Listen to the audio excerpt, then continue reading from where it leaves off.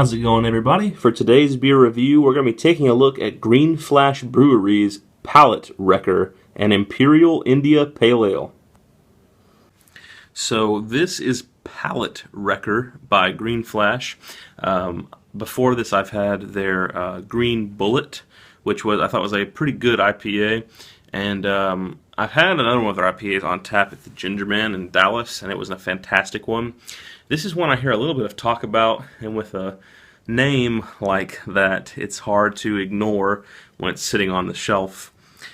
This is an Imperial India Pale Ale. It says it is hop forward and aggressive. Taste enlightenment. 6 pounds of hops per barrel. Centennial, Columbus, and Simcoe. And the commercial description they have here is our heavy hitter, weighing in at 6 pounds of hops per barrel.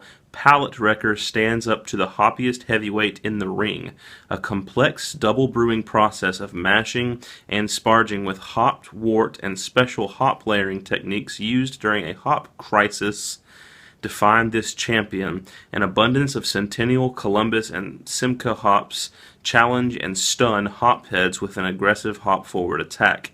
Your palate will recover, but you will remember that last round forever. Comes in at 9.5% ABV, which is huge. You'll probably be very buzzed, if not lightly tipsy, after one bottle of this. It says it has 100 plus IBUs, so that's very bitter. So my expectations here are this beer being a very refreshing, thirst-quenching, and bitter, not a sweet biased, but a bitter biased, savory IPA. And it says it is best by June 15th, but this was just delivered to the liquor store this morning, it's the same day, so it's pretty much as fresh as we can possibly get it. I'm going to be drinking it out of an IPA glass here. So let's take the cap off and see what it's like. Okay. Straight out, the color is kind of a see-through sort of orange gold. Wow, that has really good color to it. Okay. Formed about a half finger of just slightly off-white head. There are a decent amount of bubbles streaming out, but I have a feeling the head's going to completely dissipate with the alcohol being so high. The color I would call almost like a bourbon orangish brown sort of color, a few shades darker than like apple juice, as you can see. Kind of like a honey orange, and I guess maybe even some copper and rust sort of color. The smell, really good. It has mango, lots of orange, tons of hops, obviously. Extremely dank smelling hops at that. It smells very like juicy, almost like a very sweet kind of tropical fruit. It smells really great, so let's give it a taste.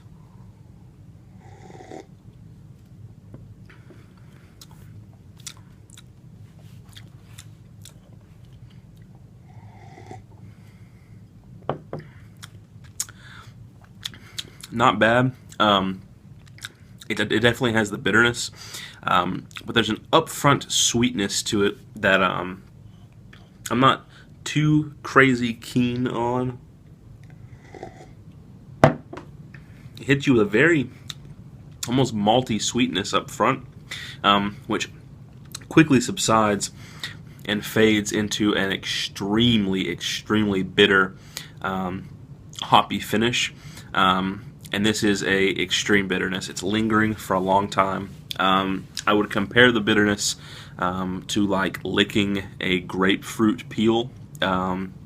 It's bitter, and I see why they call it Palate Wrecker, because it's lingering. I mean, it's still super bitter on my tongue, so I like it. Every once in a while, I do get in the mood for a beer like this, but when I'm in the mood for something that's ridiculously hoppy and bitter, that's what I want it to be.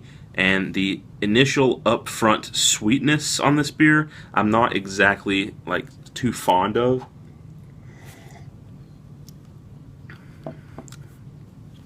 And it's not so sweet that it's cloying, don't get me wrong. And it's not going to just take the beer to like a bad score or anything.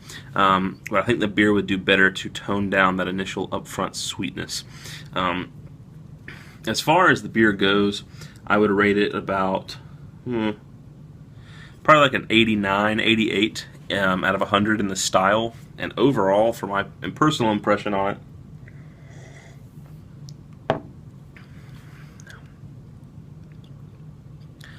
I'd probably give it about like an 85 out of 100. It's very good. Not outstanding, but it is very good. If I was ever offered this, I would drink it. And if I ever saw this on tap at a bar, I would probably order one or five.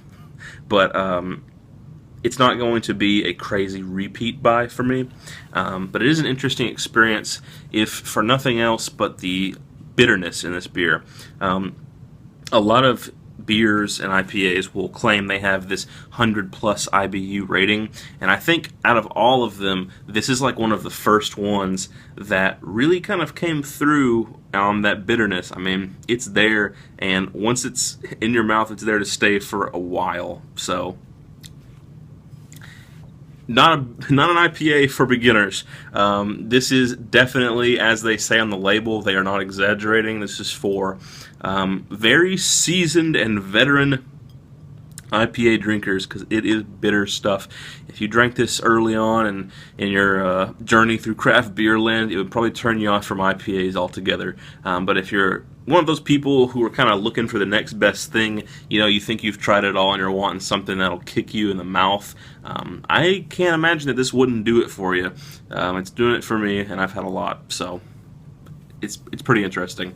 So my recommendation is, if that sounds like your kind of thing, you're wanting something super bitter, go out and try this one.